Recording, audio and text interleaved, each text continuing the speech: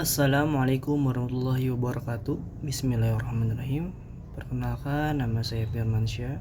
Jadi pada kali ini saya akan membahas sedikit terkait dengan epistemologi doa, yang insya Allahnya saya akan membahas terkait dengan yang pertama kajian hakikat, lalu urgensinya yaitu langsung kedudukan filosofisnya juga, dan analisis multimedia studi Islam. Nah, jadi bagian yang pertama adalah konsep dasar dan urgensi doa. Nah, kita akan lanjut membahas dulu terkait konsep dasar epistemologi doa. Lanjut kepada yang pertama mengenai dengan konsep dasar dari epistemologi doa ini. Nah, mari kita baca terlebih dahulu yuk mengenai dengan definisi epistemologi doa. Nah, jadi epistemologi doa itu merupakan cabang filsafat atau ilmu Islam yang mengkaji secara kritis dan sistematis mengenai hakikat asal-usul, sumber, serta validitas pengetahuan spiritual yang terkandung dalam amalan doa. Nah, jadi tadi merupakan definisi epistemologi doa. Nah, jadi epistemologi itu merupakan apa? Yaitu cabang filsafat atau ilmu Islam yang mengkaji secara kritis dan sistematis mengenai hakikat seperti asal-usul, sumber, serta validitas pengetahuan spiritual yang terkandung dalam amalan doa.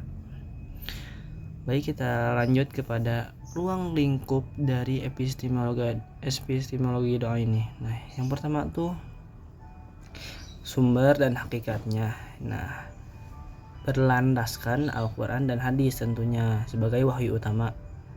Lalu untuk yang kedua, nah, ada metode dan keabsahannya. Itu merupakan tata cara kognitif dan spiritual penerimaan doa. Lalu kepada yang ketiga, itu merupakan dampak keilmuannya, yaitu implikasi doa terhadap kognisi dan perilaku manusia. Nah, jadi tadi merupakan yang sudah saya jelaskan adalah ruang lingkup dari kajian epistemologi doa itu sendiri. Kita akan lanjut kepada urgensi dan esensi doa. Nah, baik teman-teman, mungkin kita akan baca lagi, lihat dari PPT ini. Nah, doa atau salah satu komunikasi hamba gitu kan. Nah, jadi doa ini merupakan bentuk pengakuan tulus atas keterbatasan manusia dan kemahakuasaan Allah Subhanahu wa taala atau wujud ikhtiar spiritual. Lalu esensi doanya menjadi penentram jiwa yang efektif dari keputusasaan serta media benteng spiritual manusia dalam menghadapi krisis kehidupan. Baik teman-teman, jadi tadi adalah sedikit penjelasan mengenai doa dan esensi doanya. Nah, jadi urgensinya kenapa sih doa itu diperlukan? Karena ya doa itu merupakan sebuah bentuk wujud ikhtiar spiritual kita kepada Allah Subhanahu wa taala. Karena sejatinya manusia itu punya kelemahan dan punya keterbatasan. Makanya kita butuh Allah Subhanahu wa taala, yaitu kita memerlukan pertolongannya yaitu dengan cara berdoa. Oke, baik, kita akan lanjut kepada yang ketiga ya mengenai dengan epistemologi doa ini. Nah, jadi dalam epistemologi doa ini itu ada yang namanya teks dan prosedur berdoa. Bagaimana sih contohnya gitu kan? Nah, yang pertama itu ada doa matsur atau doa yang lafaznya dan strukturnya itu bersumber langsung dari Al-Quran dan Sunnah Nabi Shallallahu Alaihi Wasallam yang sahih. Nah, jadi doa matsur ini doa yang memang sudah bersumbernya itu dari Al-Quran dan Sunnahnya Nabi Muhammad Shallallahu Alaihi Wasallam yang sudah dipastikan bahwasanya itu adalah hal yang sahih, Lalu ada juga doa ghairu matsur atau doa yang dirangkai oleh para ulama atau bahasa pribadi selama tidak menyimpang dari syariat Islam. Nah, jadi doa ghairu matsur ini doa yang dirangkai gitu oleh para ulama atau bahasa pribadi mereka selama si bahasa pribadi mereka itu tidak menyimpang dari syariat Islam gitu. Nah jadi ya memang mereka yang seperti membuatnya, jadi yang penting tidak menyimpang dari syariat Islam, itu doa gayur matsur.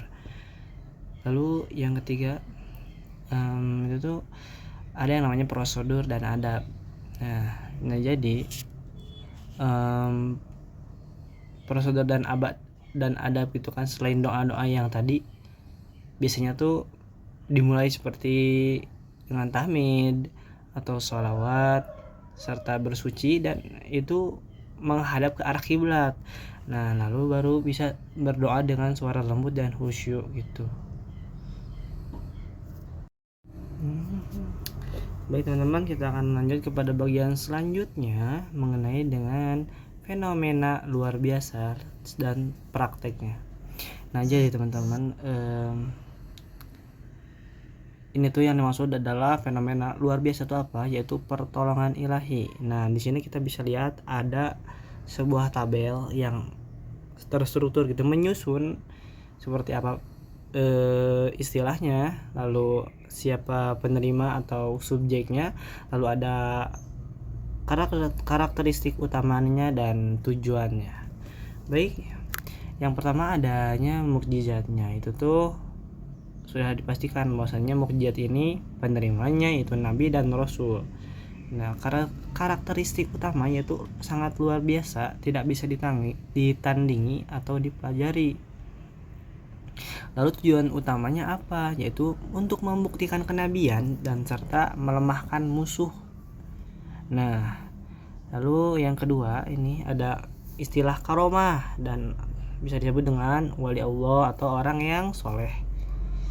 Nah, orang yang soleh teh ini apa sih subjeknya atau penerimanya. Nah, lalu karakteristik utamanya yaitu kejadian di luar nalar tanpa pengakuan kenabian. Tujuannya apa? Yaitu mulia di sisi Allah dan menguatkan iman. Nah, lanjutnya untuk yang ketiga gitu kan, ada ini maunah ya teman-teman. Nah ini tuh subjek penerimaannya yaitu umat mukmin biasa. Nah jadi itu ada karakteristik utamanya yaitu pertolongan dalam kondisi darurat atau sulit. Nah lalu tujuannya yaitu bentuk penyelamatan dan bentuk kasih sayang Allah gitu. Nah lanjut yang terakhir kepada istilah isti'anah gitu kan. Istilah isti'anah ini tuh subjeknya kepada seluruh hamba Allah. Nah karakteristik utamanya apa? Yaitu tindakan memohon bantuan hanya kepada Allah. Nah tujuannya apa? Mewujudkan tauhid murni atau bisa disebut dengan iyyaka na'budu. Baik teman-teman, kita akan lanjut kembali kepada bagian ilmu hikmah versus kahanah.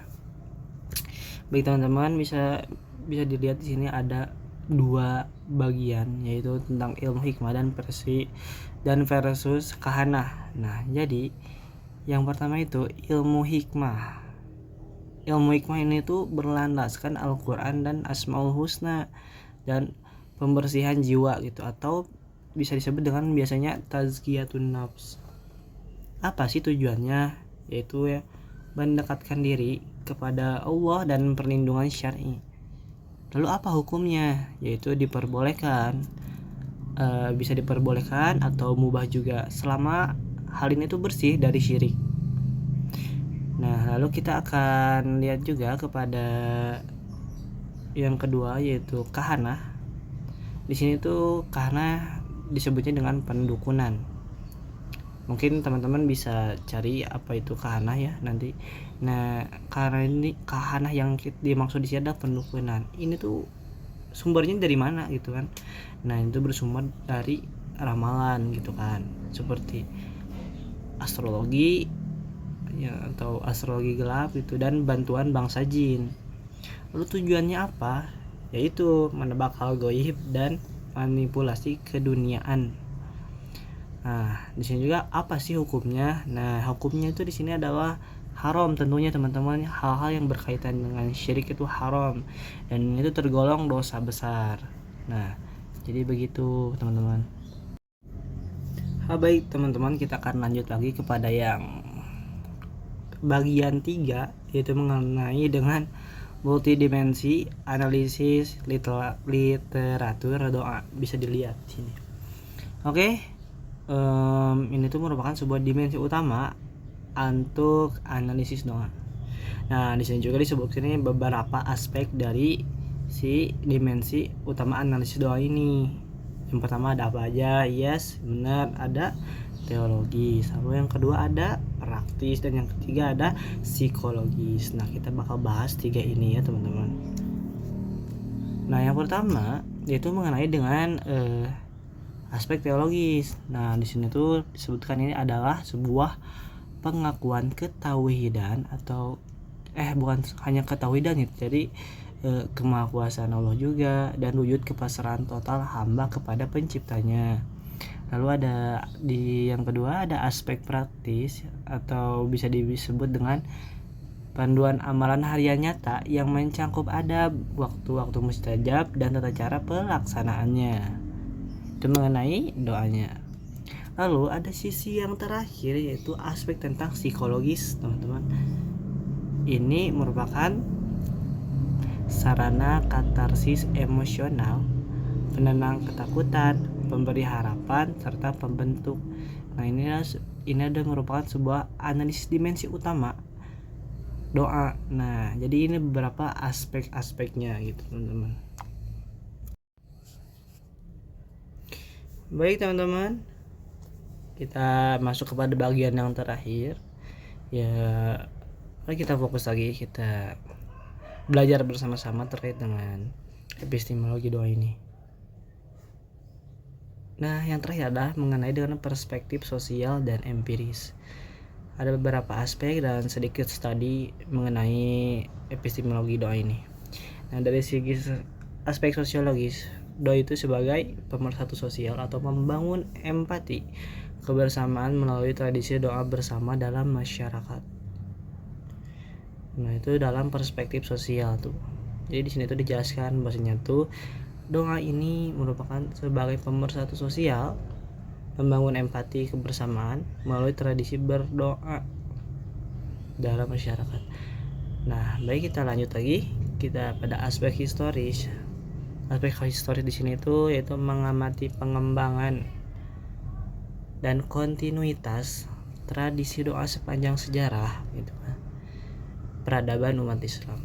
Nah, lalu ini di sini ada yang terakhir sih mengenai dengan studi empiris. Jujur saya sangat tertarik mengenai pembahasan ini karena ini tuh udah dikaji teman-teman. Nah, kajian ilmiah yang menguji dampak konkret doa terhadap kesehatan medis, psikologis, dan stabilitas sosial. Jujur ini sangat mempengaruhi ya yang namanya doa. Itu mengaruh kepada aspek ya psikologis juga, kesehatan kita itu kan dalam tubuh kita, dan stabilitas sosial. Nah, sangat tertarik karena kenapa sih doa itu sangat mempengaruhi? Karena yang pertama adalah itu tuh doa itu adalah merupakan bentuk komunikasi kita kepada Allah, berdoa. Nah, biasanya ada orang berdoa, mereka tuh merasa yakin dan itu tuh membuat mereka menjadi tentram. Karena menjadi tentramnya kan karena Allah juga.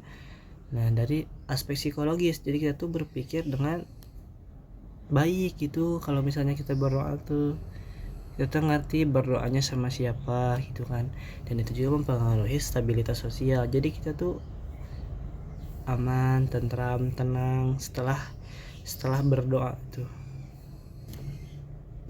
Dan mungkin cukup segitu saja sih dari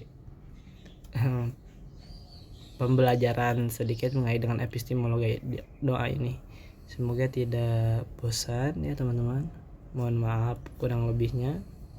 Wassalamualaikum warahmatullahi wabarakatuh.